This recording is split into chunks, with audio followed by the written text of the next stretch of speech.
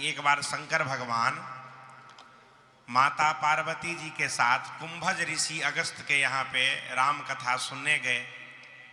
और जब राम कथा सुन के कैलाश की ओर लौटे तो भगवान राम जी मनुष्य शरीर धारण करके नरलीला कर रहे थे और माता सीता जी के वियोग में रो रहे थे कि हे खग मृग हे मधुकर श्रेणी तुम देखी सीता मृग नैनी। तो पार्वती सती जी को आश्चर्य लगा कि ये कैसे ब्रह्म हैं, हमारे वृषकेतु शंकर भगवान इनको प्रणाम कर रहे हैं। बोले ये कौन है? बोले ये कि पूर्ण ब्रह्म है, यही मेरे इष्ट देव भगवान राम जी हैं। बोले ये तो दशरथ जी का बेटा राम है। बोले यही तो ब्रह्म अवतार लिए हैं इनके घर में। बोले नहीं नहीं, ये भगवान नहीं हो सकते। बोले भगवान है, सती प्रणाम करो। बोले नहीं नहीं, मैं प्रणाम नहीं करती, ये भगवान नहीं है। बोले नहीं है तो जाओ परीक्षा ले लो। सती जी बोली मैं तो परीक्षा लूँगी। और सती जी सीता माता का वेश धारण कर ली और जैसे ही गई राम जी क्या तो लक्ष्मण जी प्रणाम किए कि माँ वृषकेतु को कहाँ छोड़ के अकेले घूम रही हो। वेश भी धारण की तो ऐसे ही कि पता चल गया। अब माता को तो बहुत दुख हुआ कि प्रभु पहचान गए। अब जिधर देखे उधर रामे लक्ष्मण दिखे, सीता माता दिखे। अब नयन बंद करके वहीं बैठ गई और फिर मन छोटा करके कि प्रभु मुझे पहचान गए, मैं ही नहीं समझ पाया कि ये पूर्ण ब्रह्म हैं और ये नर लीला कर रहे हैं। और जैसे ही शंकर भगवान के पास गए, शंकर भगवान बोले कि क्या परीक्षा लिए? तो झूठ बोल गई कि कछु न परीक्षा लिन्न गोसाई कीन प्रणाम तुम्हारे नाई। जैसे आप प्रणाम किए वैसे हम भी प्रणाम किए और कुछ भी नहीं किए।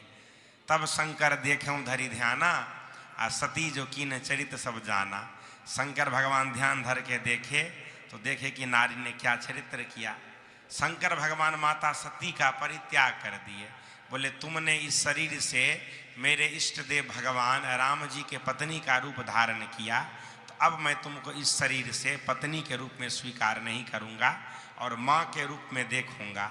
और कैलाश पे जाने के बाद शंकर भगवान उनको अपने सामने में सन्मुख आसन देते हैं और शंकर भगवान 87,000 वर्ष के लिए समाधि लगा लिए। 87,000 वर्ष के बाद जब समाधि टूटा तो राम राम शिव सुमिरन लागे जाने सती जगतपति जागे। जब सती जी समझी कि हमारे नाथ जगे तो गए तो देखे आकाश में कोलाहल है, हलचल मची है।